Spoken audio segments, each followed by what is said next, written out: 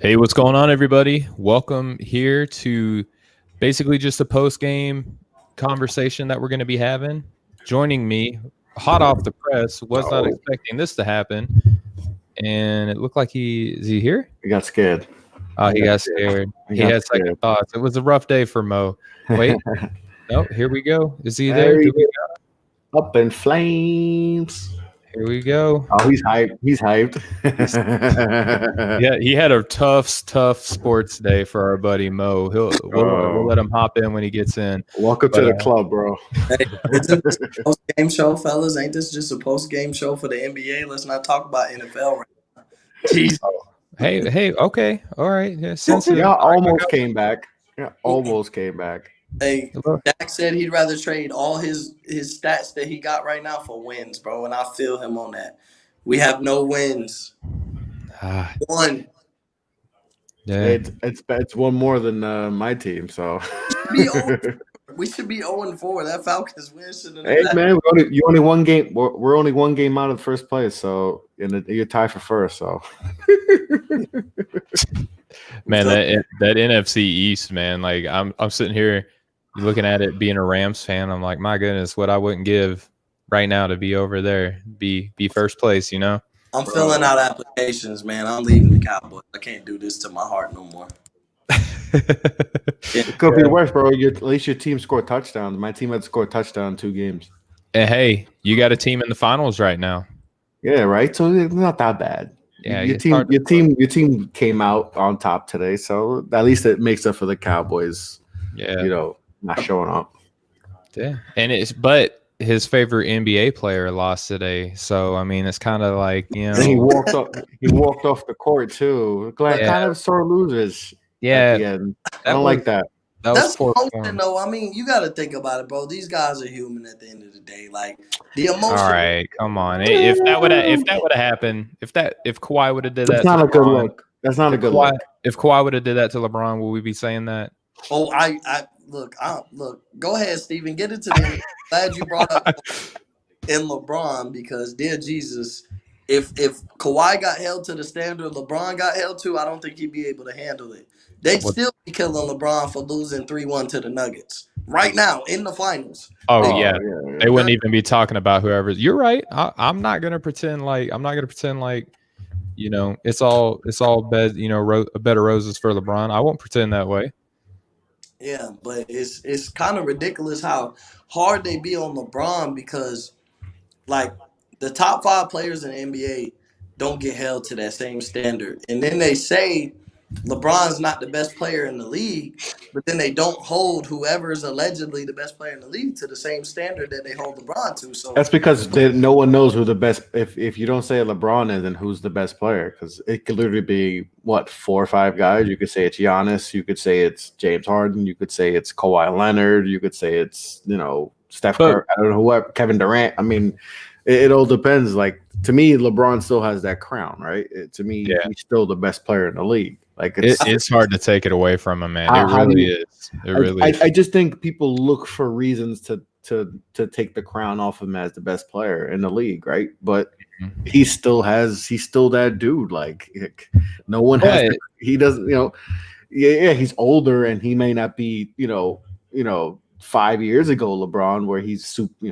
But he's still the best player in the league until someone legit takes it, and it's not just a 2-year run. Like Kevin Durant to me was the best player when he was in the Warriors, right? Those two, but he also had a lot of help.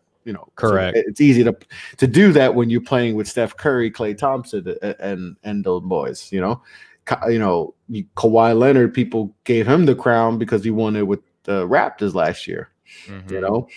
Which is kind of premature because you saw what he did this year with a loaded team, and so there's a lot. People just look for reasons to talking about with that Clippers team though. Yeah. There's a lot to be, but as great as LeBron is, and I will let you know that he's the best player in the NBA. I'll admit that, but just because he's the best player in the NBA doesn't mean that we can't go without saying something about him and his team leaving early on the court tonight. You know what I mean? Like it can't be, it doesn't have to be all one way or the other. Like it doesn't have to be he's either the Antichrist or he walks on water. You know what I mean? Like we can say that was poor form tonight, leaving the court early like that. Yeah, I didn't like that. I just I, you lost and that's it. Like Yeah, like take the L, man. take the L and you live another You're day. still up in the You're series. still Like, what up. do you got to be sad about? But that's still, bro, like, I'm gonna be honest. The way LeBron and them lost, that's a frustrating loss. And like LeBron came to play. Did he drop 30 or 40? No, but like LeBron is more than just how many points does he put on the board. So for him to kind of give it his all, he was efficient and things like that, and just not get the W, that's frustrating. And there's plenty of players that walk off and don't want to talk to the media because at the same time, like, Not with time on the clock, though, man. Not with time on the clock, though. No one does that. No one does that. It's just not a good look. I don't care who it was. It could be freaking. No, it could be RJ Barrett. It could be RJ Barrett on the Knicks, and they lose by 30. Just wait till that clock hits 0, then you freaking leave, and you don't have to shake hands. And because it wouldn't have gone down smoothly. Because if he wins the game, and let's say that if they win the game, he wouldn't have done none of that. If they're up, if it was the same way the other way around, he doesn't. Exactly. Do that. I don't care who it is. You just don't leave. Like if you take the L, man. You take the L. Like, all right, we lost, but like you said, like there's another game, and you're still up, and you're still up. So be fine with that. Like, I just don't like that. Just wait till the game's over. Like everything else he did on the court was fine. Everything and then you had to let Jared Dudley take his uniform, his bench stuff off, and he got to get in the game. He was like, "What the hell?" I'm surprised he even had a jersey underneath. He was ready to go.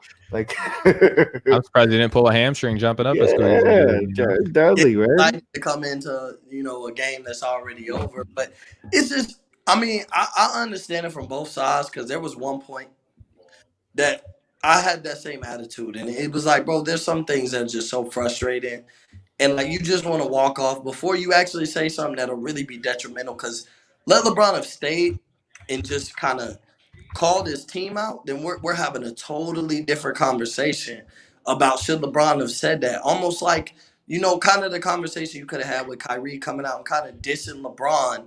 And then trying to cover him. I don't think he did that, but no. We could talk about that if you want. This is how much I've missed y'all, man. There's so much we can talk about, and we don't get to talk about it. I feel like as hard as we're grinding, we still ain't grinding hard enough because every time we get together, there's so many subjects to cover. It's like we're not covering everything. Nah, you're right. Like dang, I miss getting on live with y'all, just talking cash about sports. No, not for real, man. Yeah. Hey, but you know what? Life, we gotta take care of the real world. The real world. Unfortunately, gets in the way of but it's great to see.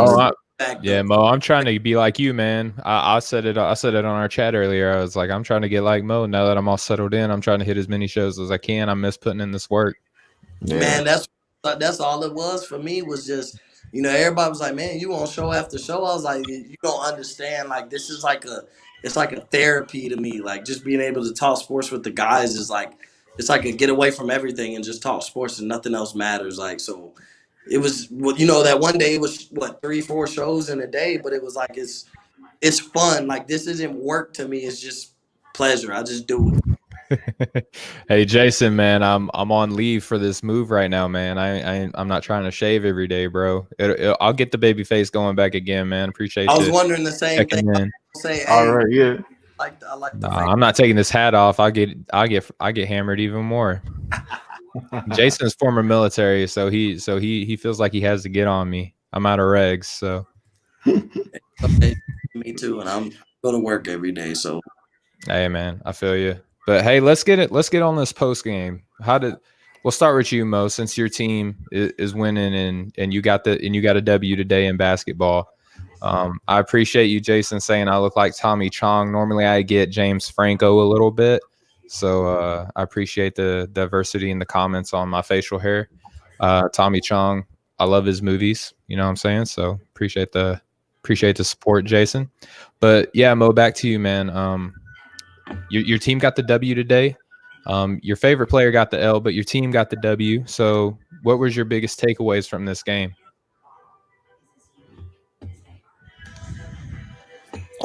Okay, I'm here. You still here?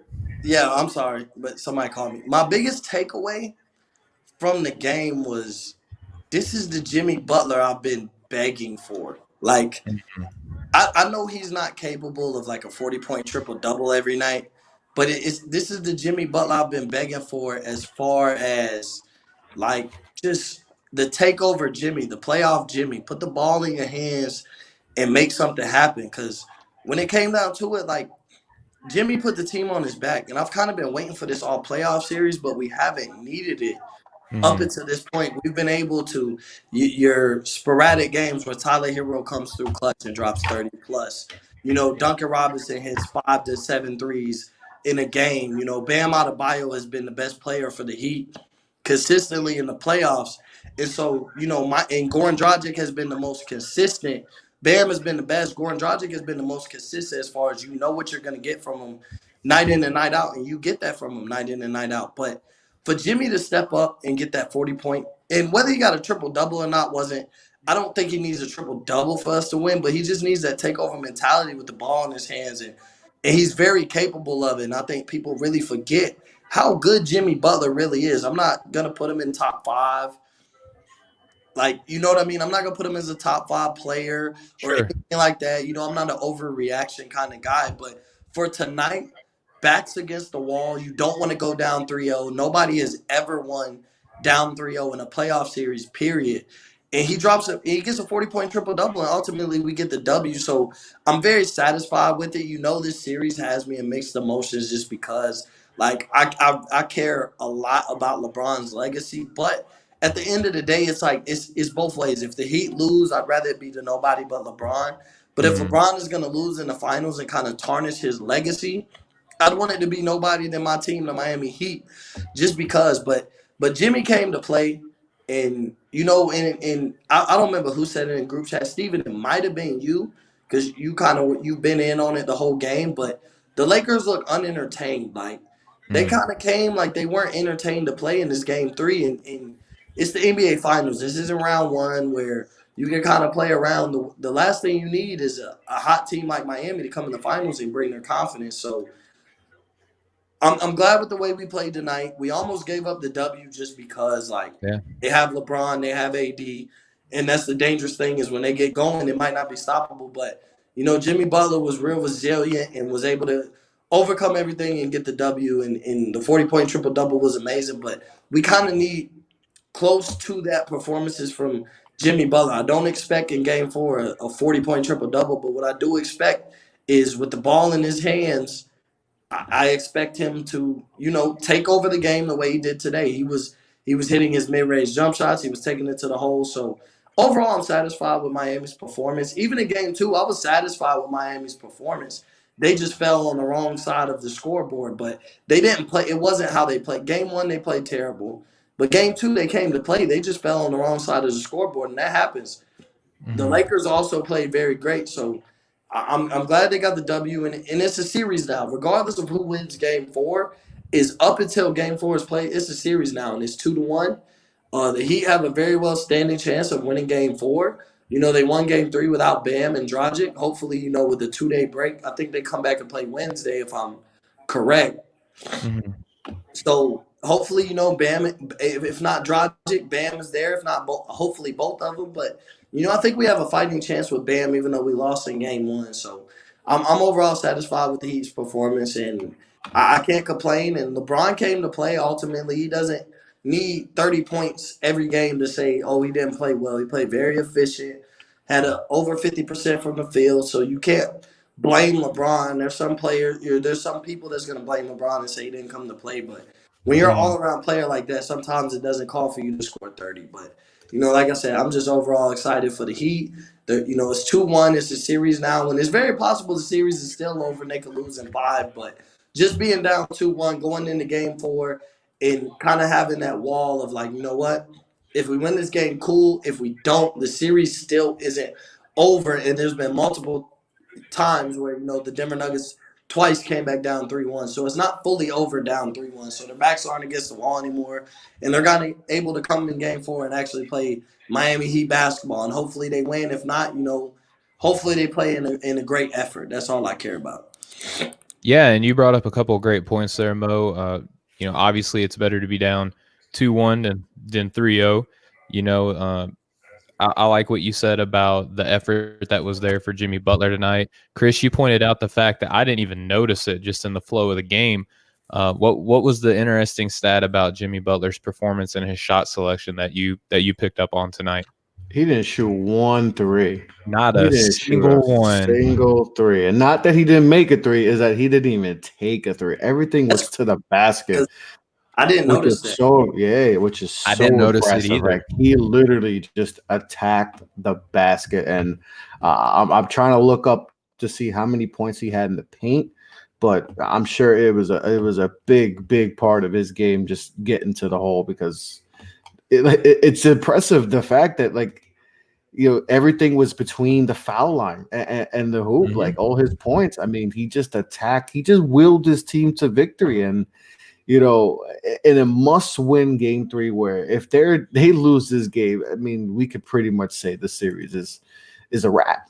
They lose this game, it's either they're gonna get swept or a gentleman sweep at 5. Now, like Mo said, they can still lose at 5, but this just gives them that confidence to go into the next game. And like, if Bam comes back, and whether he's 100% or not, I'm not sure, but just the fact, if you could get him back for this game, and you got the confidence, and you got Duncan Robinson's confidence up, because the last game he was not good.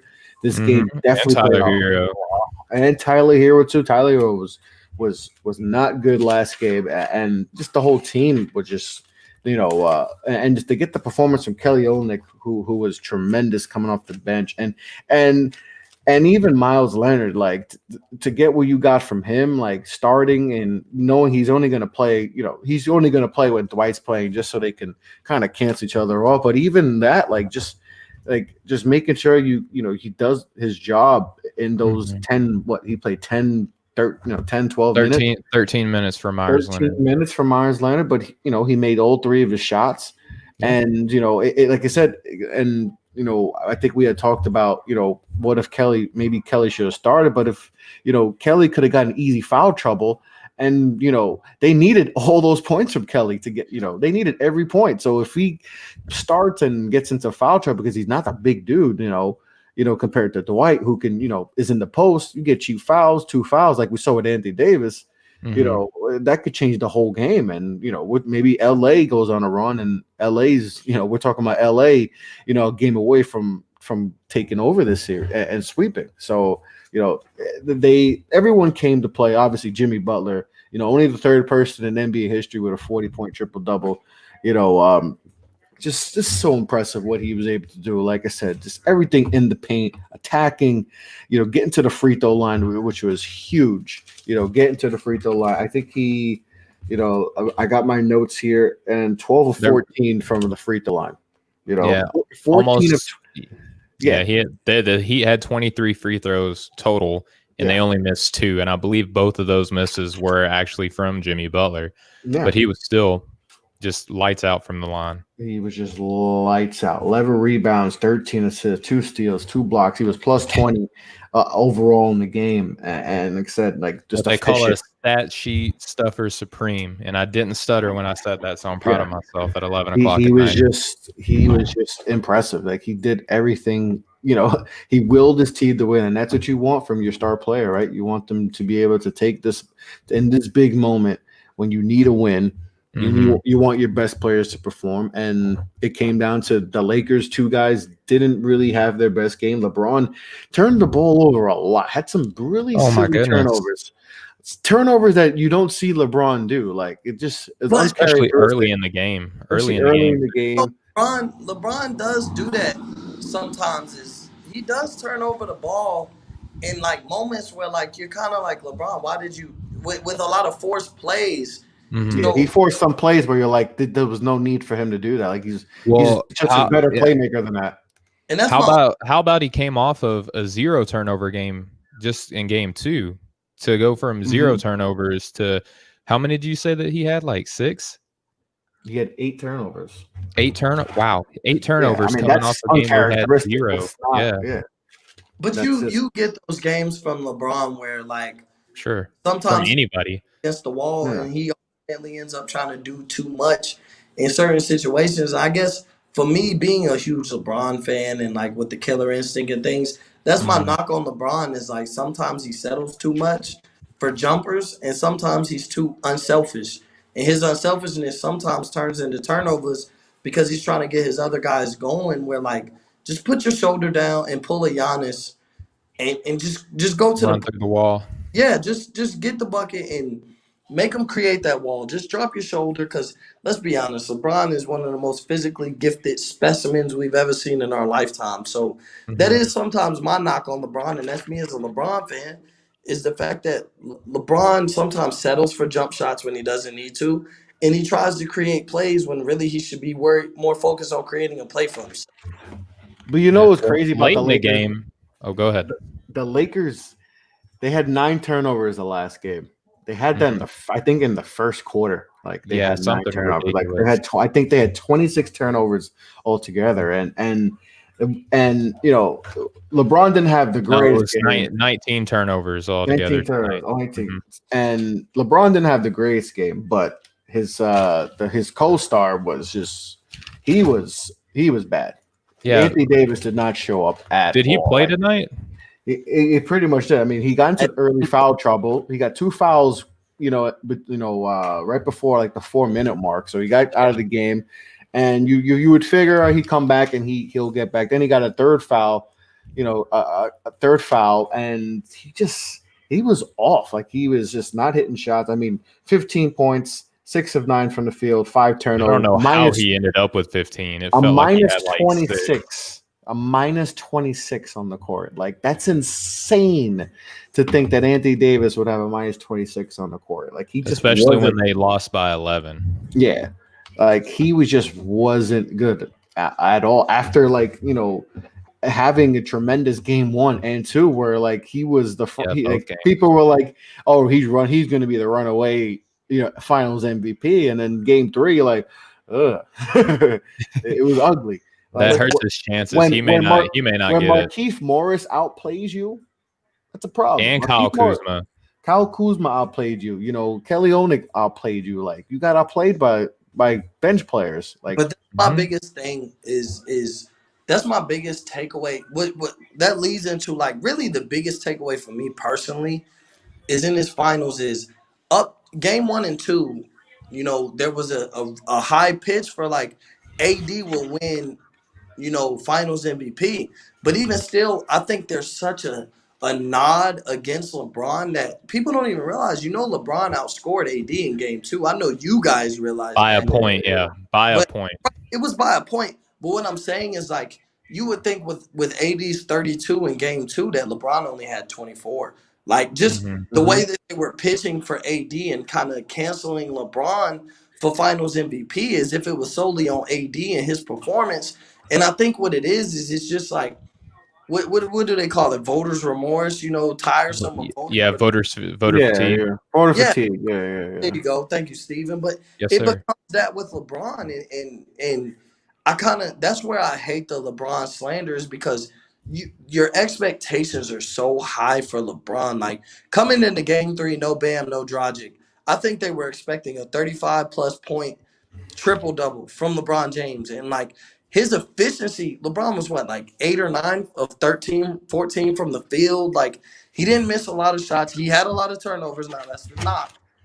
But other than that, like LeBron played a very efficient game. He gave you pretty much this game. But in the first 2 games, and here's the thing, I had AD as my finals MVP at the end of game 2, but it wasn't by like a runaway margin. I mean, you could argue that AD's defensive impact was just as meaningful. Plus, he has averaged more points, more rebounds, not as many assists, but overall, I felt like AD did enough to be finals MVP, and it wasn't a knock against LeBron. Like LeBron has been awesome, but I think that this game 3 had definitely hurt his chances. But he did nothing good today. He did literally nothing good. Were you guys disappointed? Were you disappointed in game 2? Were you disappointed in LeBron's numbers of 33, 9, and 9? Not at all. That's the thing. Like that, I said it wasn't like a runaway margin. I mean, you could make a compelling case for either. I just felt that AD by the end of game 2 had done more. Oh yeah, he was just so efficient in game 2. 32 points. Efficiency. He had like 15 to 20. He had like 14 rebounds. He was killing it. Like he just dominated and he took advantage of everything in the post because Miami could not figure him out in the post. Like I think that game, he had 24 of his 32 points were all in between the foul line and so like he dominated 75% from the floor, which was 20 percentage points better than LeBron. Like they literally had no answer for him. Like and that to me why he's been the difference maker in the series. But this game here, I mean, it's LeBron's now. It's LeBron's if they win. And that's the thing is that's expected though. Is nobody coming into this series questioned what LeBron was gonna do. They questioned what AD was gonna do. We haven't seen AD in the finals. 1. And 2, we haven't seen AD this deep into a playoff run like Western Conference Finals. We haven't seen him there. We haven't seen him past the second round. So ultimately, I feel like this is where AD gets a lot of hype. And the only thing I'm upset with LeBron, I was upset with LeBron after game 2 was the push, the selflessness of LeBron. LeBron is so unselfish. Sometimes it's frustrating as a LeBron fan because you're like, look, I know AD been balling, but like I understand you don't have to make a personal pitch for you to be Finals MVP, but like you're chasing, like he's chasing greatness, like he's chasing. You know what I mean? Jordan. Like, ultimately, that's who LeBron's chasing. And so, for you to kind of be so quick to push the Finals MVP on AD is like, hold on, LeBron. Did you forget that you had 33, 9, and 9? Like, that's my biggest thing is, like, he's so quick to be such a great teammate. And sometimes you have to be a little selfish. I'm not saying that you have to applaud yourself, but the praise of AD, I get LeBron's trying to get confidence. And I think, ultimately, this 4th ring, I don't think there's an asterisk next to it. But that's silly. I don't think anybody's talking that. And again, like just to your point, you'd be surprised. LeBron, like okay, there are some people. There's always going to be. There's always. But we know the type of people who say that. But there's always going to be some people.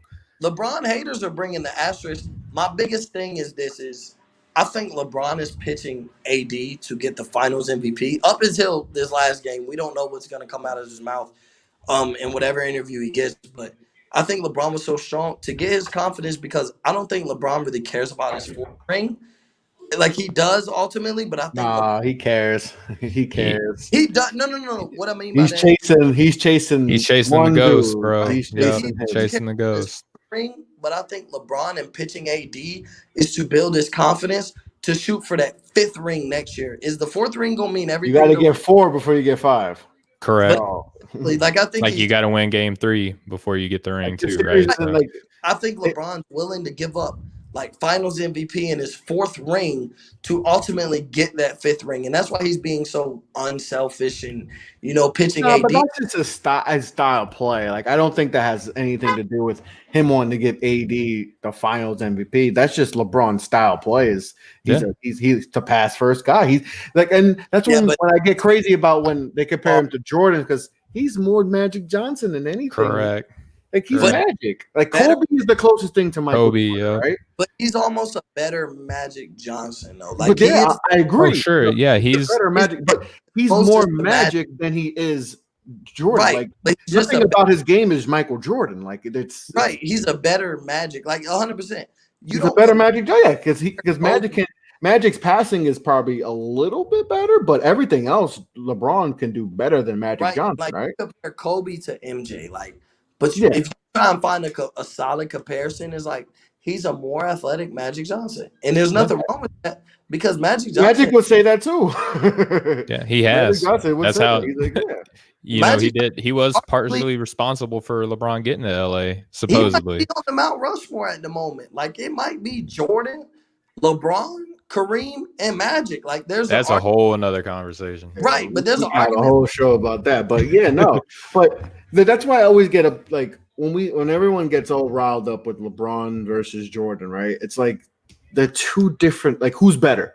Like they're two completely different players, right? Jordan is just a completely different player than LeBron. Like, and like it's not that Jordan couldn't pass because there was times Jordan was a tremendous passer, right? And we've seen that, but LeBron's a pass first player. Like that's his game. Like, and we saw that a lot in the fourth quarter too. Like how many yeah. times, like with 3 minutes left, and it was like a 6-8 point game. Like he was trying to get Kyle Kuzma looks. You know, like I think that kind of spoke to what you brought up earlier, Mo. Like in those moments, you know, LeBron, even though they were walling him off, like he's still like I thought he was too passive.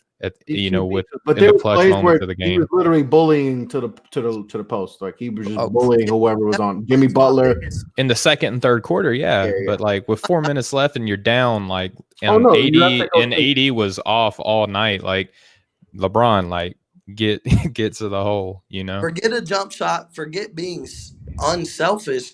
Sometimes sometimes there's a game like tonight called for LeBron. Correct. 40, like, and you know, whether he likes to do it or not, sometimes it calls for it. And like, I understand he's not treating it like the finals at the time in 2015 where he didn't have Kyrie and he didn't have Kevin Love. So he felt like he had to do everything in his power. And it's not like he was locked in on defense tonight either. You know what I mean? Like he wasn't like turned up. He also has to save it. He's also 35 and he's been that's true. Like I know I can't stand when Pringle beat the ring up. Oh, he's 35, 17. It's 17th year in the league, but he is 35 in year 17. So he doesn't have the energy and he can't use all the energy on defense and all that, you know, when he knows he has to be the facilitator on offense. Like I wasn't knocking his defense. I'm just saying, like, it's not like you're right. Yeah. But his defense has not been the same, obviously, because he's older and he has to take a different role. He can't just use all. He's not a young guy anymore, right? He has to be smart with how he plays. It's same thing with Michael Jordan. But when he was later, he was smarter, right? He didn't, he didn't try as hard when he was younger. Yeah. He played smarter, right? And that's what LeBron does. He plays smarter. So he has to play that way. He can't go full 100% like he used to be, when he was in Cleveland or Miami, where he's going full 110% on both sides of the ball. He's gonna have to be 80% on defense here, and then use a little, get that extra close to 100% on offense because, let's face it, him, AD, and then Danny Green. There's nothing here on my stat sheet. He did nothing again. He had 2. No, he had 2 points in 17 minutes. Oh, okay, okay. I forgot that. I missed and that KCP had 5 and 29. Yeah. Let's see. Rajon Rondo had 4 and 28. Caruso had 8 and 26. He doesn't have much to work with. Like we have so much inconsistency with his secondary crew, right? Because Kuz, most like how many times we see Kuz have one of these games where he's like, okay, maybe Kuz has turned around, and then he'll have a 6-point game and just make stupid turnovers. Like even game 2, he had turnovers where he did it behind the back. You're like, and you see LeBron like, oh. God, what is you? You just no, baby. What is you doing? KCP is just he's a loss. Like I don't know what's going on. KCP, he can't hit a shot. They need to be starting Caruso. Caruso is probably is right now playing the third best right now. But he best. The only knock for me, Markieff Morris played good. I'll give him that. Markieff Morris has stepped up. He won't give you another 19-point game though. Like he's not like Marcus Morris because This is why Marcus is a better player because Marcus is more consistent than Markieff has been throughout their whole career. Like Caruso only plays like his best ball is when he's on the court with LeBron, and even watching this game, I was telling one of my guys is like Caruso kind of came out of nowhere, like. It's almost like the city of Los Angeles and kind of social media decided to. They made him a legend. Yeah, he's like a hero. Like the power of social media hoisted him into greatness. I mean, you saw the mural he had, and it's like over Kawhi, dunking over everybody. Oh my goodness!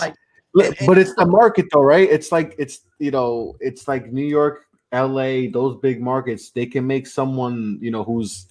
Caruso's a solid NBA player, right? He deserves to be a pro, but he doesn't deserve to be as high praise as he get, right?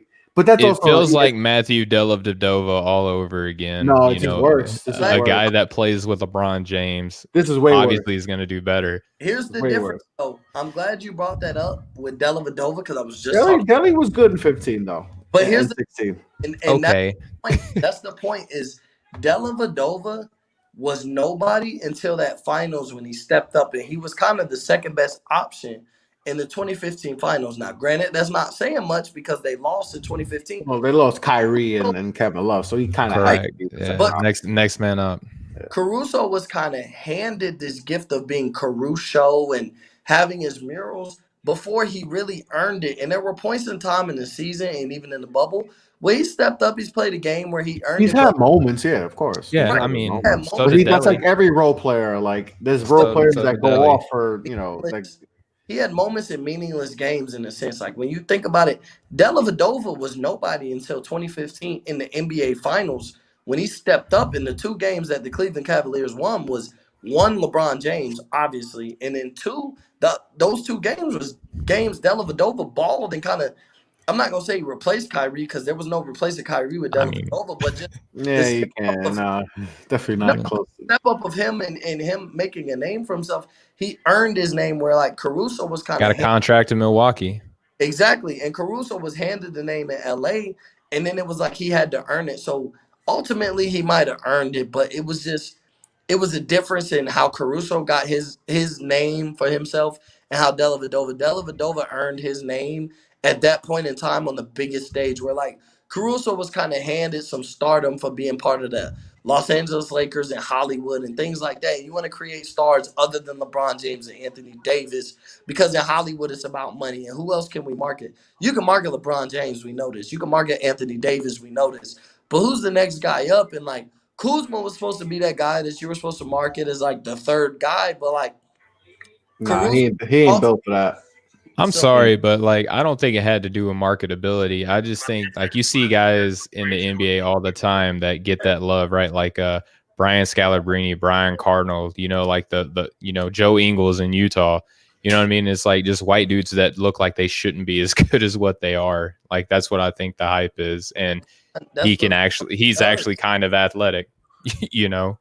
But that's what LeBron does is like, and that's the biggest thing on LeBron is ultimately LeBron makes players around him better. And you say you try and not you guys because I know y'all are very rational, especially when it comes to hoops and things. Y'all are the most rational people I ever talked to. But when it I comes to appreciate that, like, man. you see Dellavedova and like you expect greatness from him because he's played solid with LeBron. When realistically, he only played as good as he was because he was with LeBron. Like Correct. a lot of guys outside this talk right now realize that they want to knock LeBron. Well, he had Dellavedova. Well, come on now. Dellavedova was not the same guy with LeBron that he was without. And Caruso would be Yeah, ask the Bucks.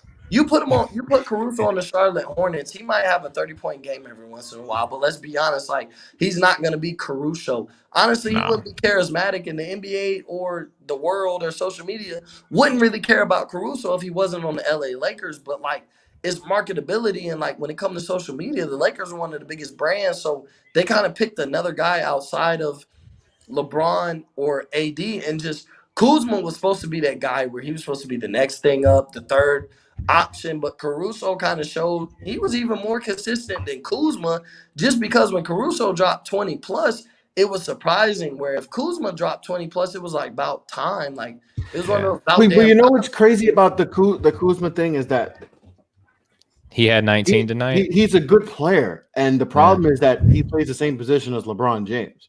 Look at what happened with Brandon Ingram, dude. Whenever it's the he same, left, right? So Brandon Ingram, right? He leaves, he becomes an all-star, and I'm not saying I don't think Kuzma is at that level that he'll be an all-star, but I think people need to realize that it's hard to play with LeBron James, especially if you're a young cat, especially when you kind of need the ball in your hands to create.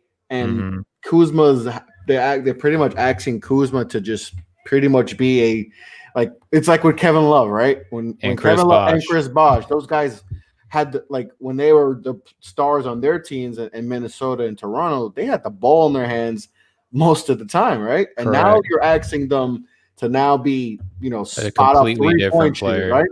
And Kevin Love talked about that it's difficult. Chris Bosh, how difficult it is to be the third dude playing with LeBron because now your game, like you go from 25 and 15, and now you got to be 17 and 8 and fill a role. Have to be perfect if you're the third option with LeBron. Like the second option, And Kuzma's not that guy. Like he obviously he's not a star. He was never an all-star, but he was an ascending, right?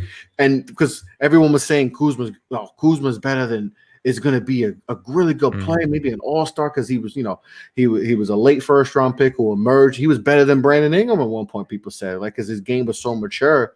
And we see him with this role where he's the third dude, and he looks lost because it's tough. It's tough to play in that role. That's why when you have a LeBron team, you need snipers out there. Like that's how his team is works best. But Kuzma does need to be more efficient. I mean, inconsistent, but. I think people also need to realize this is a tough role for him because it's so tough. Just a few years ago, he as a rookie, people were praising him and he was looking so good. And then LeBron comes late first, yeah, he was a late first round pick and now you have to change your game. Coming out of Utah, like come on, Utah, yeah, like and then you come out and like I said, you're playing better than the guy who was a number 2 pick in the draft and Brandon Ingram, and then I'm sure he looks at Lonzo. You're playing better than the guys who were the top 2 picks in the last 2 drafts, and now and they keep you, right? They kept him. They could have traded him to New Orleans and kept they probably would have took him too.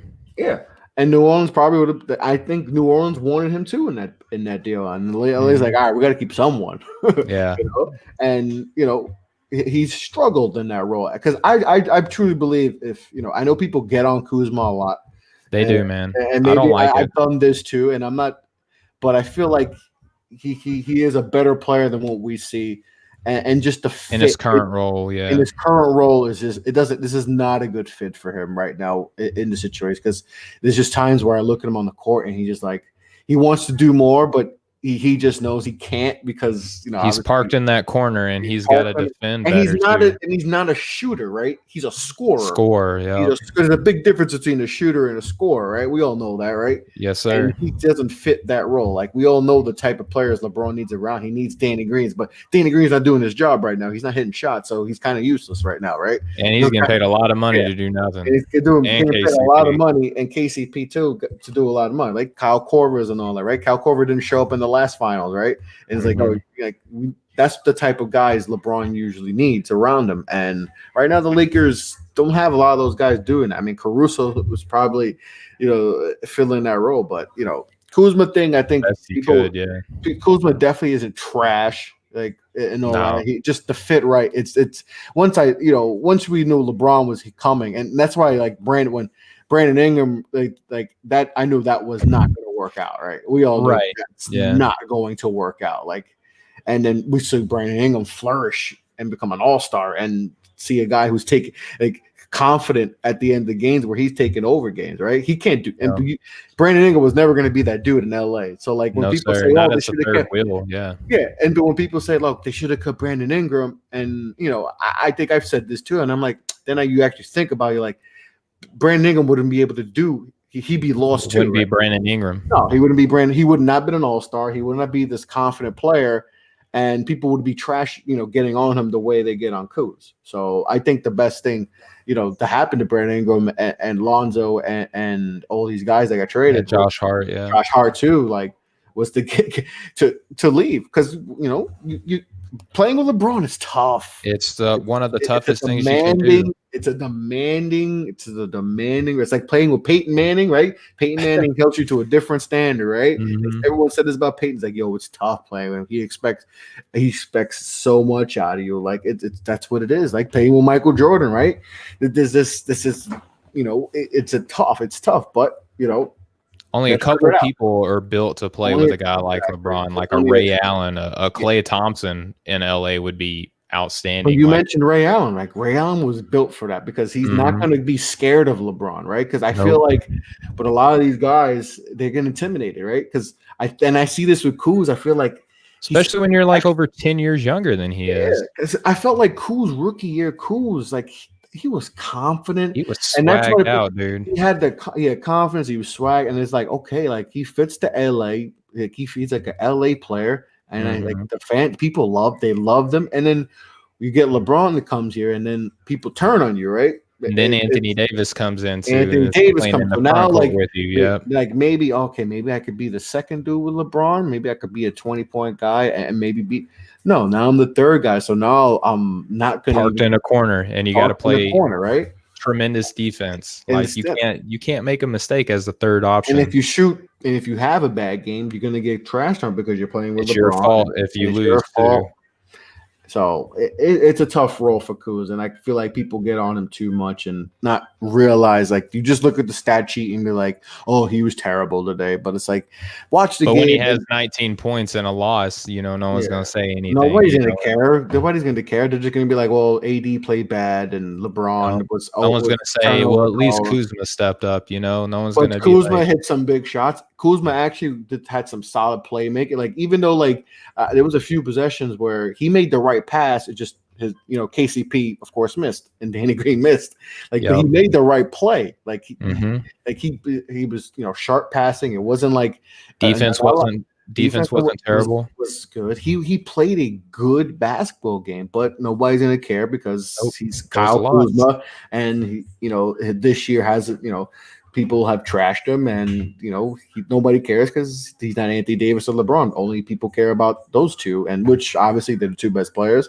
But in order for the Lakers to win, they're going to need their guys to step up. But when your two best players, and that's the problem. That was the problem. Like, when your two best players have a subpar game, but the role players play good, that's not good. Like, if LeBron had a LeBron game and AD was bad, or vice versa, and you had the bench play good, like the way they did, the Lakers win this game, right? Yeah.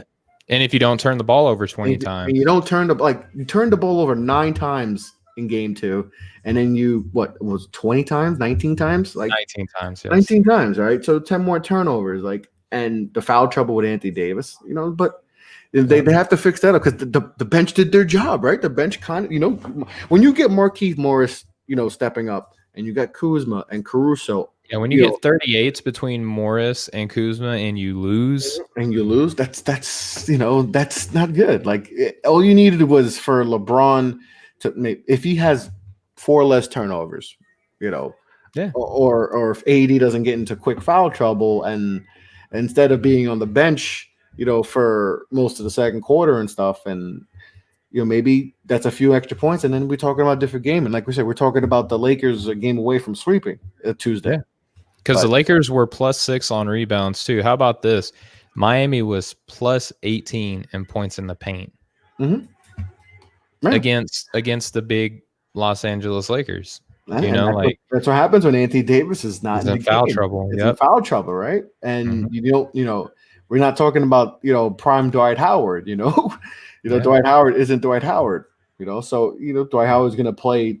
He's going to start for you and maybe give you sporadic minutes. No JaVale McGee tonight. No, JaVale McGee doesn't play anymore. And so they don't really have size. Like, people talk about the size of the Lakers, and I'm like, where Anthony Davis is playing a lot of perimeter right now, right? Like, he took advantage in game point guard. LeBron, like, your size is your point guard's your point guard's your second biggest player right now. And granted, he's a freak of nature. He's a freak, yeah. But like Dwight Howard's only playing you 12 minutes. Like, he's starting the game, and then that's it. And then he plays a minute, 2 minutes, for the rest of the game. 2 minutes in the second, and then he doesn't really play in the fourth quarter because you don't want him in there in the fourth quarter, especially now this time in his career. So they don't have the size that people imagine. Like, you would think, like, the way they played bigger, but they don't have that size. So, like, that's why, if Bam can get back into this series, which he was almost played, he played. It was the game time decision. Game time decision. To me, they're gonna figure out a way to get him ready for that game 4. I think they're gonna get him ready. And we talked about this before. I don't know. I don't believe Dragic will even play this series. It's gonna be really tough for him to come back. Now, the only thing they can do for him is to give him a pain injection. Maybe a quarter zone shot. If it gets tied up, maybe your pain feels a lot different. When it's 3-1 than it compared to 2-2. He's still going to jack up his foot. That's the bad thing. His foot's going to get jacked up, but he just won't be able to feel it. Yeah, like we talked about before. Like, plantar fasciitis is not fun. It's painful. It's painful. But if you could tolerate it, and if you can give him a Willis Reed type of, performance, you just never know. But I think Bam. I will say Bam will probably somehow get to play Game 4. I don't know how many minutes. I don't know how healthy he'll be. That's going to be the biggest thing. But and do they having him on? And yes, and you're right. Maybe do they want? But if he can play, give you some minutes here, just to, I don't know. It all depends on how he feels, and if he could do what he can do on the court.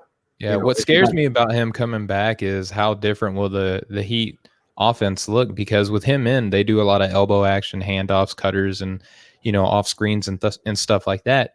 It just changed the offenses. It does, and Miami looked the best tonight when it was just Jimmy Butler just attacking the basket. But how often they're going to be? Can that happen again? Can Jimmy do that again? Because he looks spent. He looks spent, right? Jimmy Butler will tell you he can. Oh yeah, and of course, but let's be realistic. Like it took and like you said, and we don't. Like, he took a nice hit from Rondo, right? That Rondo got him good on that. It was a clean play. It was a clean play. It was a clean play, but it was It wasn't dirty. I'll say that. It was like, okay, I'm here. Like my buddy messaged me on that earlier. He said, "Do what do you expect? It's the championship. It's the finals." It's the finals, and you expect that. So, but and he rolled his ankle. In what, game 1 or 2? Twice in game 1. Yeah. So those things. He's still wincing, and I saw him ice his hand in the fourth quarter. Like, this dude is he's putting trying, and so that's why I think, if they can get Bam, because like you said, they do so much stuff off Bam, off screens and dribble handoffs, and the things he can just help, to make it easier for Jimmy, because Jimmy had to work for every single basket, especially like we talked before. He didn't shoot. He didn't shoot a single three, and he may have took a couple jump shots. I gotta find out the exact. He did. He made. I know for a fact he made one jumper because it was a bank shot. So he took a few, maybe a couple, 16-footers, but he wasn't he didn't, like I said, no 3-pointers. So he's literally like 40 points in 45 minutes. Yeah, and he literally just went to the hole every single chance he could, and but that's his game. So so that's smart to do that, but that means it's taking a lot out of you. And how will that go for game 4? Like, how will his body be? And that's going to be the biggest thing, how Jimmy Butler gonna, his body's gonna react to game 4, because he took a beating. He took a beating. He had to work. But if Tyler Hero, to that fourth quarter, Tyler Hero was not playing good basketball either. In that fourth quarter, he definitely played better, and they needed that. They needed that because they have no shot creators. There was times where Jimmy Butler's bringing the ball up, and literally you have Crowder, Duncan, Tyler Hero, and Olenek all in the perimeter, and nobody's moving because nobody could create their own shot. Literally, no one can, unless they get open, and that's why I think it's important. That's why losing Bam was so important, because he could just free up so much, especially for Tyler Hero. Tyler Hero is missing Bam so much. Duncan Robinson too, because he really needs it, because he's useless, because at least Tyler Hero can sort of can create his own shot and get to the basket. Duncan Robinson is pretty much a catch and shoot. He's off those handoffs, all those dribble handoffs, right? And he could just pop, and so that's why I think they'll figure out how to get Bam back into this. But a neck injury like that, not only does that affect just how you're feeling, but like, if you notice, like, the rest of from your neck down, like, that's the rest of your body, right? So with the neck injury, like, your mobility is affected, and it doesn't take much. Like, you could get hit in your legs and mess your neck up. Oh yeah, of course. So like, but when you're trying to win a championship, there's sometimes you just and you see Bam, you see Bam, you put your neck on the line, right? Because you got a chance to win a chip, like, and you see Bam and you can just tell, like, oh man, I think they'll try to they'll see, they'll have a few days, they have tomorrow, and they'll figure out. Okay, let's see how he is. I'm sure they're gonna try to figure it out, man. Like they'll treat him. I mean, if there's a training staff that can do it, it's Miami. They know how to take care of their players. So that's right. It's going to be like I think somehow he plays. I've just a good feeling. I feel like he'll play Game 4 because they got now a better chance of him doing it than Dragic. They got a better chance. I don't think Dragic has any chance of playing, even if it goes 2-2. Like he might want to play. Me though, man. Like it does. But when you want to win a championship, especially if chance to go 2-2, and then you really change how the series look, and then you got the Lakers pressing, and they could fall right into your trap. That's gonna be. But if we're being real, can Miami do anything to come back and put 3 more wins together against this Los Angeles? To play perfect, man. They whatever happened today, they're gonna need that to happen for 3 more games, and that's tough. I think they drank some of Michael's secret stuff today, man. To expect Anthony Davis to have a game like this again. I mean, if he has another game like this, he's gonna get.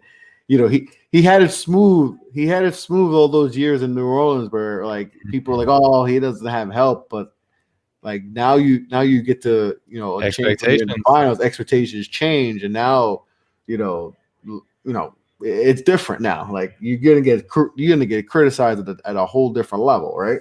So, especially when you're playing with LeBron. When you're playing with LeBron and LeBron's legacy. Nobody cares about Anthony Davis's legacy, right? No, like if he wins a chip or he doesn't win a chip, no one's gonna be like, well, Anthony Davis never won. Is he better than Kevin Garnett? Like that's no one's gonna. That's he's gonna be compared to like Kevin. LeBron's legacy is on the line. Like, if he goes 3 and 10, if he goes 3 out of 10 and loses this one, where he's the favorite, where LeBron's not playing. LeBron's definitely in the locker room. Like, all right, we need to tighten up. Like, you need to tighten up, bro, because we still had a chance to win this game. Like they had a chance to win this game, even playing as awful as they did. Yep. Anthony Davis playing bad and LeBron not having his most crisp game. They still had. They shot 8% worse from the floor, only about 2% worse from deep. So their 3-pointers were on there. They missed 7 free throws compared to the 2 for the Heat. And we talked about the Heat were +7 in turnovers and +18 in points in the paint. So those are what I like to call your winning stats, right? So and I mentioned that on social media earlier, if they tightened up that turnover situation, like it would have been a completely different game. Like if that first half wasn't so just sloppy and they didn't look so disengaged. My buddy Phil messaged earlier. He mentioned that he didn't get a chance to watch the game, that the Lakers looked fatigued. I don't think it was fatigue. Like no one looked tired. I think they just thought they had this, just a little cockiness, I guess. Maybe a little like, okay, we could toy with them, like because they need everything perfect to go right to win, and we could play at 75% and probably still beat them by 5 points. And maybe they're anticipating Bam coming back, and maybe they're like, all right, we don't have to try super hard. Let's save our real stuff for when Bam comes back in Game 4. Mm-hmm. I don't know if it maybe was a little bit of that, but they just it felt like they were expecting the same results in Game 1, right? Mm-hmm. When they were up by like 13, and then the Lakers had that like 30-something point swing between the second and third quarter, and they never looked back after that. I thought that was going to happen too, and then we had mentioned earlier in the fourth where it was just like the Lakers are going to fit. Like I just felt it like the Lakers are going to turn it on, and it looked like they were going to early in the fourth, but. Mm-hmm. Jimmy Butler was like, no, I'm not letting it happen.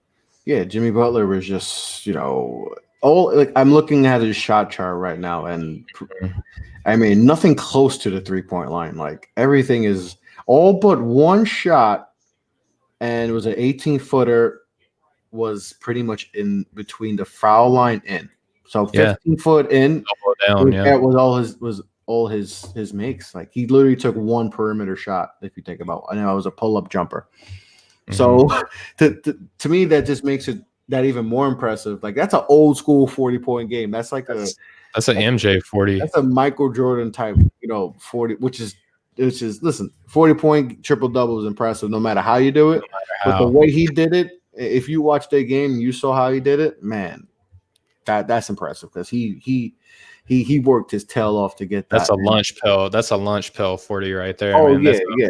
That's a time clock. That's a Jim Boylan's Chicago Bulls 40 points right there. Yeah, he earned, and he was efficient too. Like I think 14 to 20. Like Mhm. he took good shots, and listen, they needed all of it. And he did his thing. He ball also be the ball, the primary ball handler. He's bringing the ball up because no Dragic obviously to help facilitate. So 13 assists. 13 assists. What he had 11 rebounds. Mm-hmm. Yes, sir. 11 rebounds, 2 blocks, 2 steals, plus like I said, plus 20. He easily the player of the game. Like close to a point per possession. Yeah. He played close to a perfect game. Like he played perfect, a tremendous game right there. Yeah. Got his teammates and picked up his teammates. Like he's just he's it's crazy, man. I was never a crazy Jimmy guy. I was never a crazy Jimmy Butler guy. And then when he went to Miami, I'm like, that's a good fit. Like if there's any team that I feel like he fits. Like when he went to Philly, I was like, I don't know, because Embiid and Simmons, I don't know. They're just kind of they're just. I don't know if they're those dudes that would fit with Jimmy. They don't have like when he was in Chicago, that's a great fit because they're dogs, Noah and all those guys. But to me, they could have done better because they would have done better if Derrick Rose was healthy and Joker Noah broke down. Ever. Yeah, and that's a what if, and we could talk about that for forever, but. When he went to Minnesota, it's like those guys aren't dogs. No, so that's how I was like, is he going to keep going to teams and like try to like just go through this? He's going to go to a new team, and this. But then when he went to Miami, I was like, oh, that's the perfect fit. Yeah, they got dogs there, and Pat Riley, even though he's not coaching no more, he's a dog. Spo coaches like a dog. They still got to go through that. That physical fitness. They got to go through that. He was already fit, right? Yeah. He's got that mentality, and you like, if he brings that to Bam and who already was ascending, like people were like, oh, this kid's gonna be good, and to add Jimmy to that, and then and then you got all these cats coming out of nowhere with Nunn, with Robinson. They're drafting dudes, and he brings that mentality there, and like listen, they're in the finals, like they're here for a reason, right? They've upset. Everyone picked. They upset. If people didn't think the Bucks were going to get to the finals, people thought, all right, it's going to be the Celtics, right? Mm-hmm. And he took down both of them. And here we have a 5th seed in the finals going up against largely considered to be the favorites to win. And the Lakers are the favorites, right? And especially after Game 1, where Bam and Dragic, I'm like, oh, it's over, right? I think most people were like, it's over because it's not like you just loss. It was a bad. First of all, they got the rear ends kicked, and then it's like you lose your best scorer. One of your best scorers in Dragic, and then you lose maybe your best, guy who could do everything, and Bam, who can hold AD and stuff, right? And at least contain him, right? And he's out, and it's like, who's guarding LeBron and who's guarding AD, especially and AD. You're like, Olynyk is going to be guarding AD. They're going to play Miles Leonard, who hasn't played a single minute. Like he's played like 1 minute in this whole playoffs. Like played in one game. Yeah, he's playing in one game, and you expect him to all right, go guard AD. Like, oh shit, all right, like no big deal. It's just crazy, like what they've been able to do, and even if they had lost this game by 20, like what they've been able to do this postseason is just absolutely amazing, and no Heat fan or Heat player or anyone in the organization to feel upset, to feel too down that they got bounced off by LeBron and AD and the Lakers, who were just on a roll. Yeah. But it's been impressive what they're doing, and today this game was impressive because they needed this game. Getting game 3 was really impressive. If they lose this game, they really have no chance. And listen, they still might not have a chance. The game 4, the Lakers come out, smack them by 25, and then we're talking about okay, all right, it was just that one game, right? They got their game. It was a nice game. Everything went their way, and they needed a perfect game from Jimmy, and they got it. And now he's spent and he's tired, and and all that. But he's still, I doubt he's 100% because you saw, like you mentioned, he's icing his hand at one point in the game. He's beat up. He's beat up. Rondo. He rolled his ankle twice in game 1, which that takes a couple days to. Yeah. That doesn't go away overnight. Like I don't care if you're a superhuman. Like twice you roll your ankle twice, and then you once is bad enough. Then you take the hit you took against Rondo today. That was a nice physical hit, but I wonder how, clean. It was clean, but that was a hard ass hit. So and obviously just getting to the amount of times he went to the basket, we talked about before. I mean, he's constantly in the mix, constantly, in that, I think we'll see he took 20 shots. I mean, I'm just looking at the shot chart, all but so half those, maybe about half those he went to the basket. So, and a lot of those are contested, right? They got a guy on him and he's just, and he's drawing contact. A lot of them, right? So, that takes up. So, but we'll see how he is game 4 because he can just come off and he could just get off to another start like this. But he's a psychopath, man. He's he's crazy.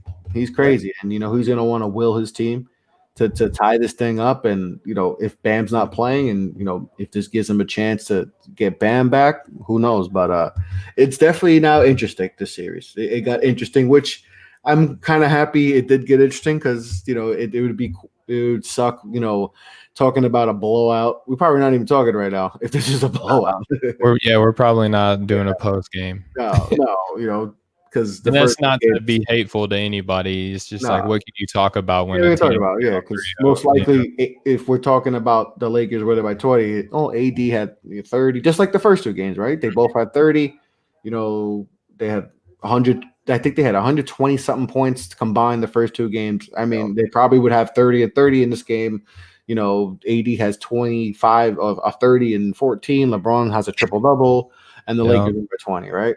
Which we're probably talking about. But the Miami Heat, they came out to play, and now we got a series. So now it gets fun. Now it gets interesting. And now what this does is now it puts LA in a little bit of, because we saw they leave. Listen, we could talk all about with LeBron and all that, but as we saw, wasn't crazy about him leaving the court, and they had talked about that, and he just said, no one can pretty that up enough for me to be okay with it. No one can. And I don't care who you are. You could be LeBron James. You could be Kawhi Leonard. You could be whoever. Steph Curry. You could be the 15th guy on the bench. Don't leave. Like, wait to that. It's just like that's just show respect, because now you look like a sore loser, right? Because the first 2 games when you guys are winning, I'm sure you're not leaving the court. Like, you on the bench too. Like, I didn't see him leave.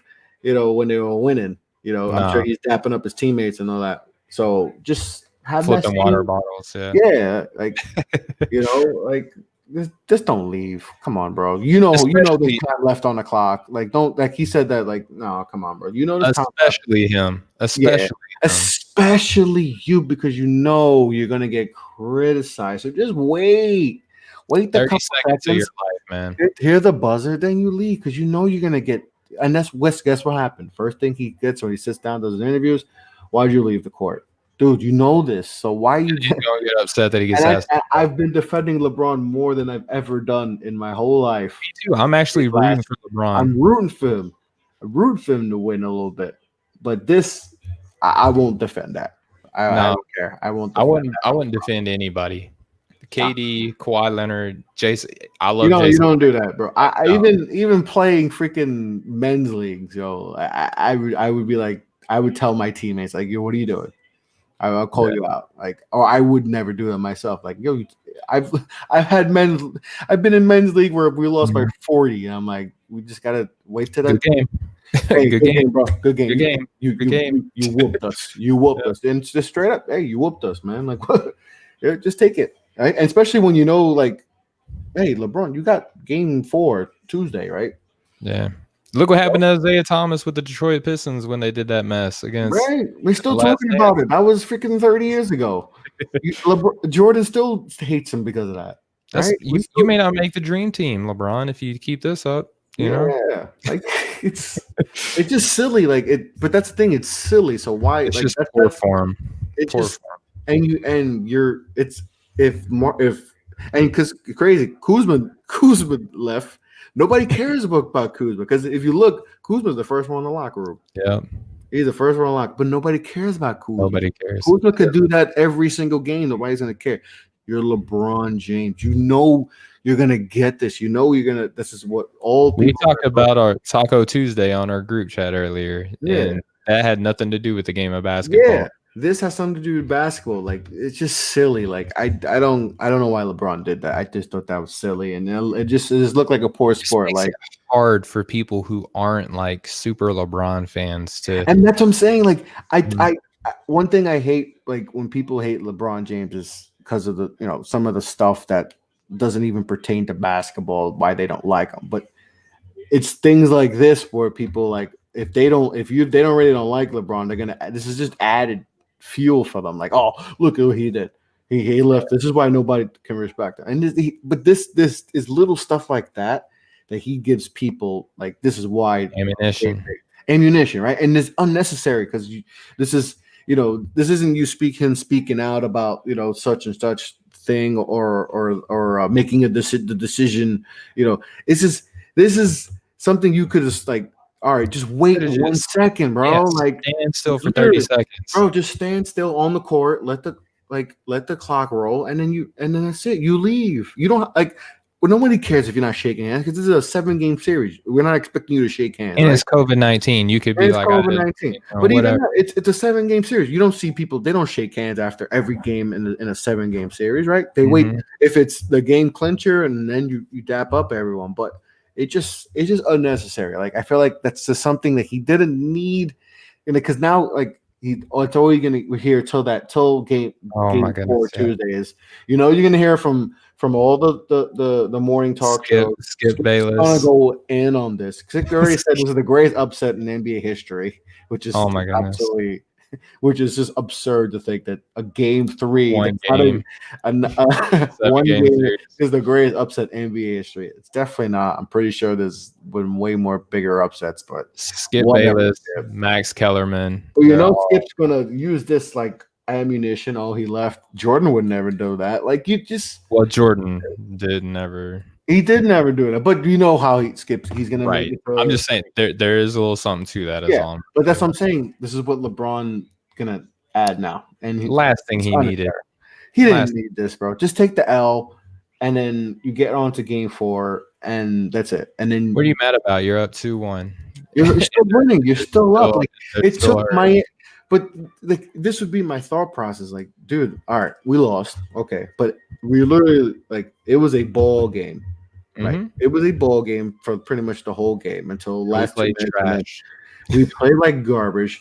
The second best player in the team played awful. Like, you literally needed one LeBron or AD to have an awful game. AD has an awful game. And if LeBron, which I am a LeBron, by the way, right. LeBron has a subpar game, right? 8 turnovers, which is he had some really bad turnovers too. Coming off of 0 the game before. Off 0, so you have 8 turnovers, which is very un-LeBron like. So your 2 best players one has a subpar game, one has an awful game, and you still only lost by what? 8? What did they lose by? 10 points? And really, that's not really an 11-point loss because they were just kind of standing around. Yeah. So you know how it gets at that point where all right, it's over, guys. Like, and people hit shot like Duncan Robinson hit a 3, like with no one really stepping out on him. Yeah, exactly. You know how that is. So it's like this was a close game. Like, Miami only outscored us by 6 in the fourth quarter. Like, so like you can just look at it that way. Like, all right, well, we're gonna win game 4. Like, they can't do this again, right? That's what the line says. Like, all right, they stole one. All right, that happens, right? They steal one. A team steals one. Bam. Like, we've seen this so many times, and especially in first round series. Right? LeBron's been on the other side of a 3-1 comeback, so I mean, like, but we see this all the time in basketball, right? Milwaukee lost game 1 to Orlando, and then they won. Like, we see this. The Lakers lost game 1, right, to Portland, right, and they lost game 1 in the next round to the Rockets. So we've seen this. So like, that's why I'm just saying, like, That was just unnecessary for LeBron. Like you just added, like you're gonna listen. Most likely they're gonna win Game 4.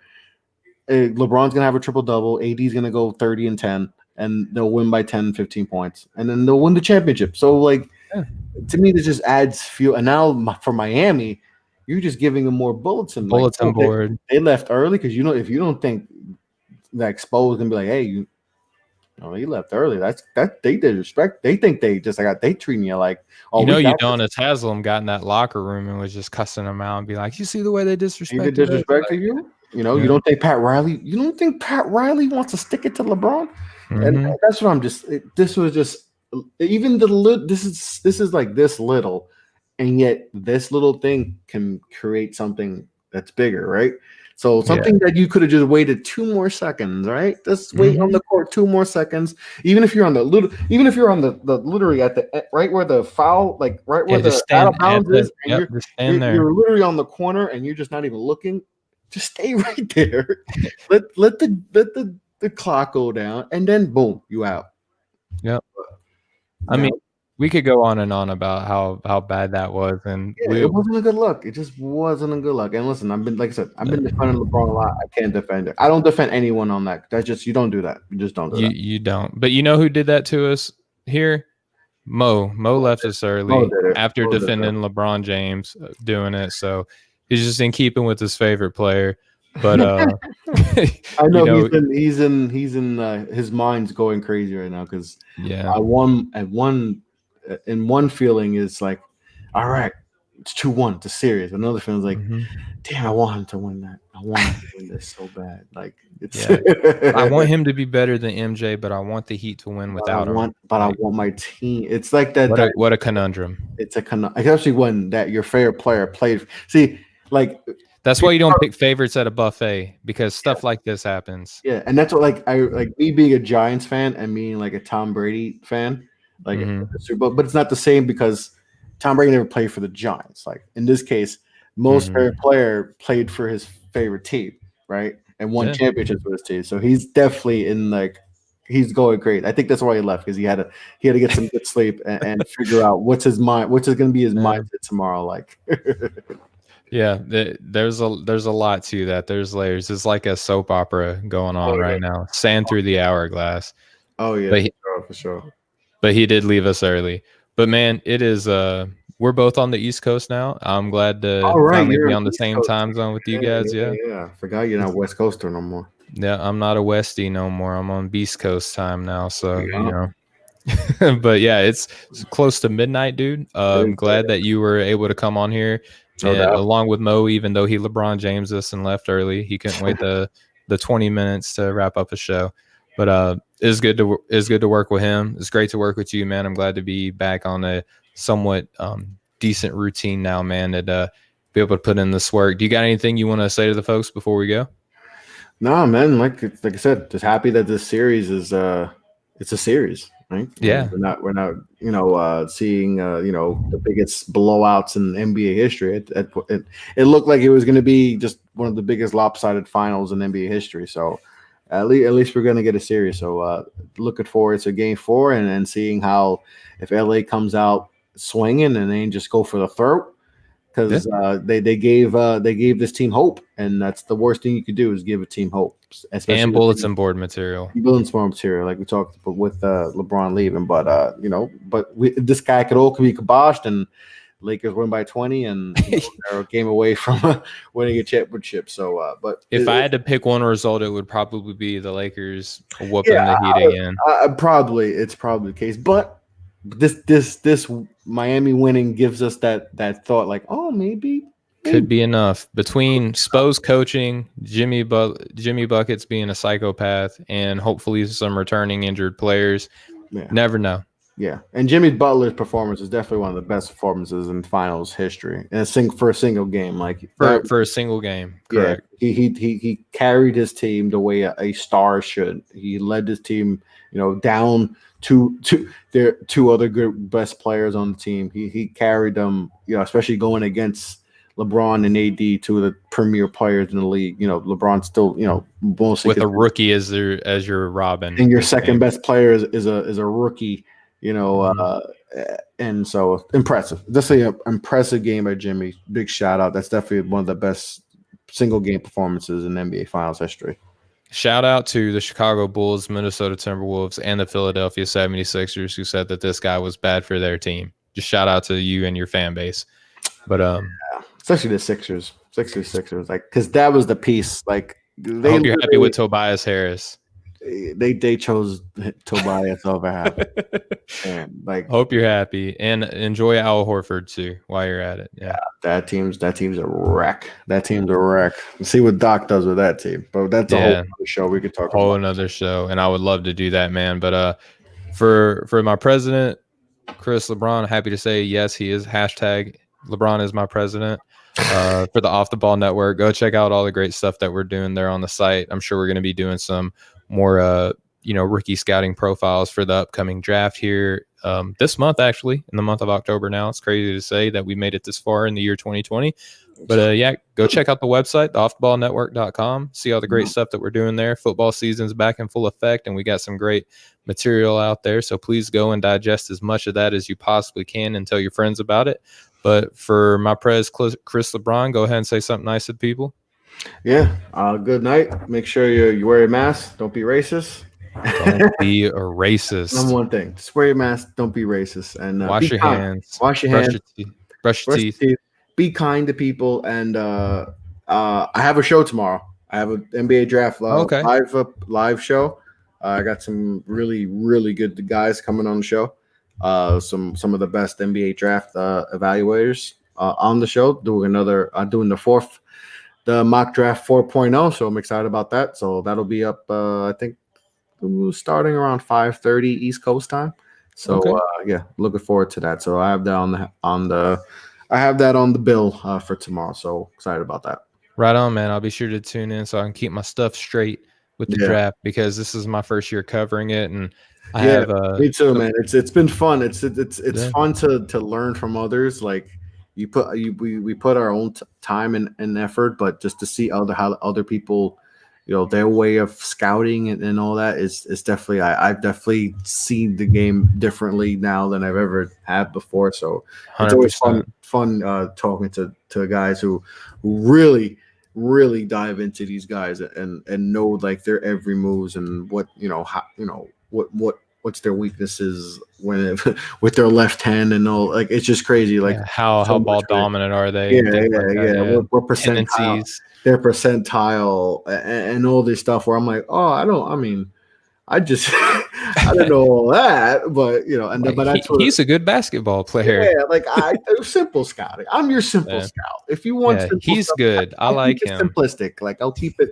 He's good at driving. This guy's not so good at it. This guy's a good shooter. I keep it simple, but it's always fun to learn, the analytic part, about some of these guys coming in because how analytical sports has been. So it's always fun that's me, man. I'm a big analytics guy, which we're starting to learn that about each other.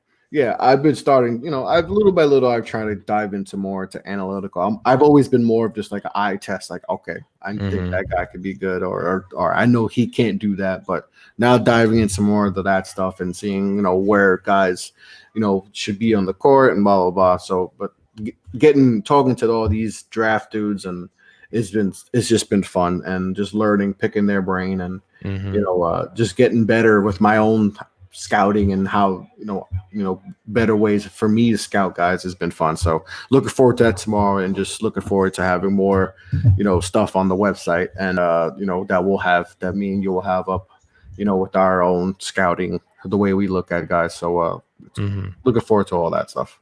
Yeah, me too, man. I'll be sure to tune into that. Everybody watching now or later, go and make sure you check out Chris LeBron's episode that he's got coming up tomorrow at 5:30. I'm sure a lot of our guys are going to have some NFL stuff coming out tomorrow.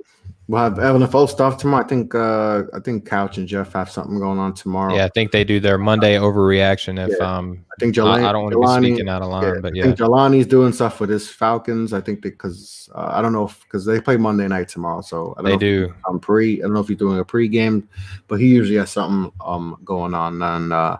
So yeah, well we always have stuff and we keep keep expanding, we keep growing. We always got new ideas coming up. So for sure. Stay tuned on the website and follow us on all social media platforms. Everyone's podcast is on the website. So if you can't find them, just go right to the website. Yep. Everyone's listed. Just click on the show and everyone's links there, whatever platform you like listening it on, and everyone's stuff's, a few of the guys have been writing stuff. So all their stuff's there. So, we keep growing, and it's been fun. It's been fun. And, only a month and a half into this, and, things keep growing. So excited about the future of the Off the Ball Network.